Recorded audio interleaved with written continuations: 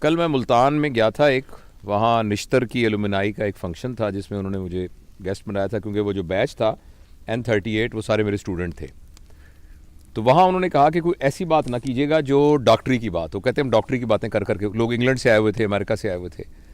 تو میں نے ان کو یہ بتایا، اور میں نے ویڈیو اپلوڈ بھی کی ہے، کہ ویل بینگ ہے نا، کہ انسان خوش ہے، اس کا کیا کرائیٹیریا ہے جس سے پتہ لگے کہ انسان خوش ہے.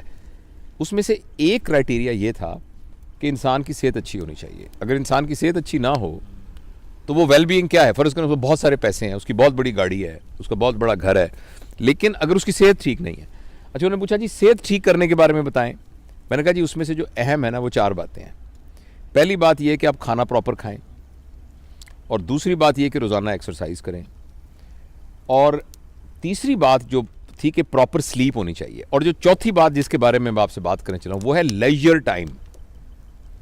لیجر ٹائم کیا ہوتا ہے؟ جو آپ دکان پہ بیٹھتے ہیں وہ لیجر ٹائم نہیں ہے، جو آپ شاپنگ کرنے جاتے ہیں وہ لیجر ٹائم نہیں ہے، جو آپ فرض کریں میں سرجن ہوں، میں آپریشن کو بڑا انجوائے کرتا ہوں، مگر یہ بھی لیجر ٹائم نہیں. Work time is not a leisure time. Leisure time وہ ہوتا ہے جس میں آپ کا کوئی ایجنڈا نہ ہو. آپ نے جیسے ہم یہاں آئے ہیں نا، ہمارا کوئی ایجنڈا نہیں ہے، ہم نے بیٹھ کے کسی خاص موضوع پہ ڈسکس نہیں کرنا، ہمیں پتہ بھی نہیں ہم نے کس موضوع پہ.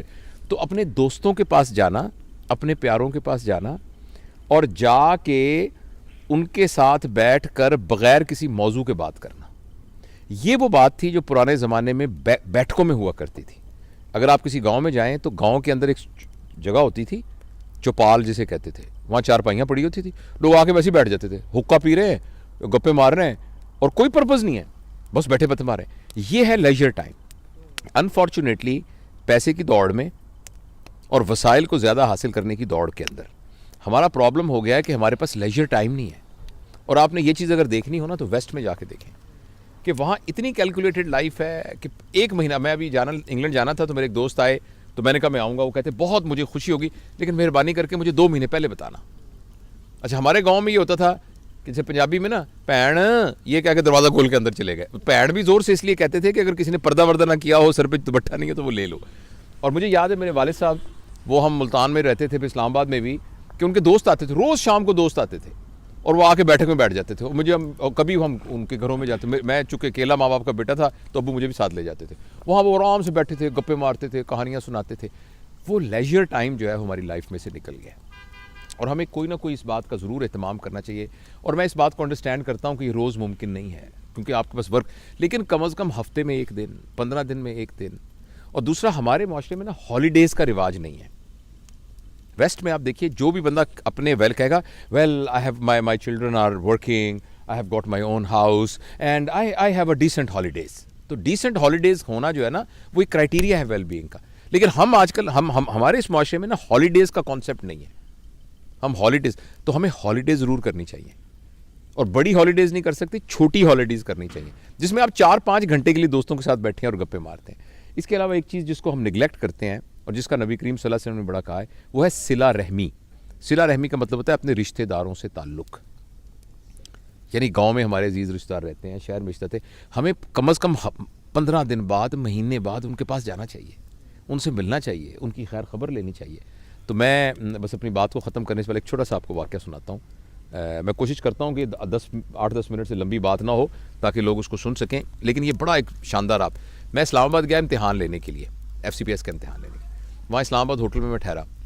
تو جب میں اسلام آباد میں ٹھہرا تو میں چونکہ وہیں پڑا بڑا ہوں اور وہیں سارا، تو مجھے ایسی خیال آیا، تو میں نے ایک دوست کو فون کیا، اس کا نام مراج ہے، سن رہا ہوگا شاید، نیورو سرجن ہے وہ. میں نے کہا یار ماجے میں آیا ہوں ادھر، تو کدھر ہے تو کہتا تم کہاں ٹھہرے ہو؟ میں کہا میں ادھر ہوں جو اسلام آباد ہوٹل میں جس کا نام ہالیڈے ہے. تو وہ کہنے لگا کہ لے میں تو اس کے سامنے سڑک سے گزر رہا ہوں، کون سا کمرہ ہے تمہارا؟ میں نے بتایا، کہتا میں آ رہا ہوں. اچھا وہ آ گیا. اچھا اتنے میں نے اس نے کہا یار اس کے ساتھ ہی محبوب اللہ ہی رہتا ہے، وہ خبریں میں کام کرتا تھا، تو وہاں کوئی ایڈیٹر شیڈیٹر تھا، تو اس نے کہا میں اس کو بھی بلا لیتا ہوں. وہ محبوب اللہ بھی آ گیا. اس کے بعد ہمارا ایک اور دوست تھا، تو اس نے اس کو فون کیا، وہ بھی آ گیا، تنویر ظفر، وہ آج کل امریکہ میں ہے، وہ بھی آ گیا. ہم چاروں جب بیٹھے نا تو ہم نے گپے مارنی شروع کر دی، اور میرا جانے کا ٹائم تھا جہاز کا.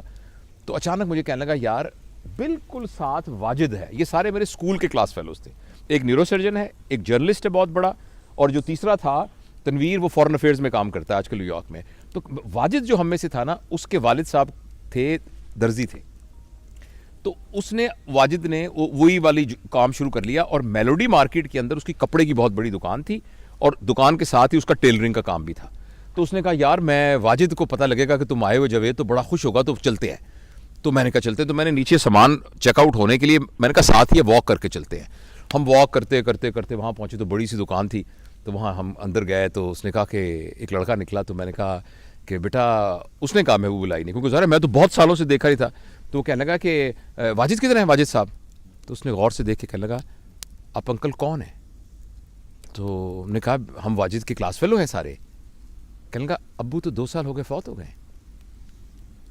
ایک دم میں تو شوق میں ہو گیا, اور محبوب الہی رونے لگ گیا, ایسے کر کے رونے لگ گیا. اس نے کہا یار تو یہاں نہیں رہتا, میں تو یہاں ساتھ کے محلے میں رہتا ہوں, اور مجھے پتہ بھی نہیں میرا کلاس فیلو 2 سال ہو گئے فوت ہو گیا.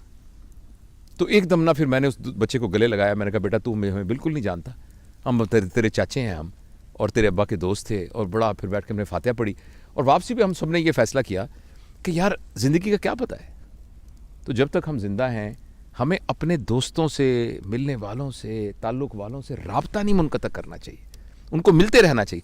کئی لوگوں سے ہم اس لیے نہیں ملتے کہ ان سے ہمارے خیالات نہیں ملتے, یا جی ان سے فلانی لڑائی ہو گئی تھی, فلانی ہماری شادی میں وہ نہیں آیا تھا, فلانے. یہ اتنی چھوٹی چھوٹی باتیں ہیں کہ ان کو درگزر کرنا چاہیے, اور اپنے پیاروں سے, رشتہ داروں سے ملنا چاہیے, اور لیجر ٹائم. اور جس طرح ہم دیکھیں یہ احمد صاحب ہیں جناب, ڈاکٹر احمد صاحب, اور سارے ہمارے پوری فیملی یہاں بیٹھی ہوئی ہے, اور ہم انجوائے کر رہے ہیں اس لیجر ٹائم کو. Thank you.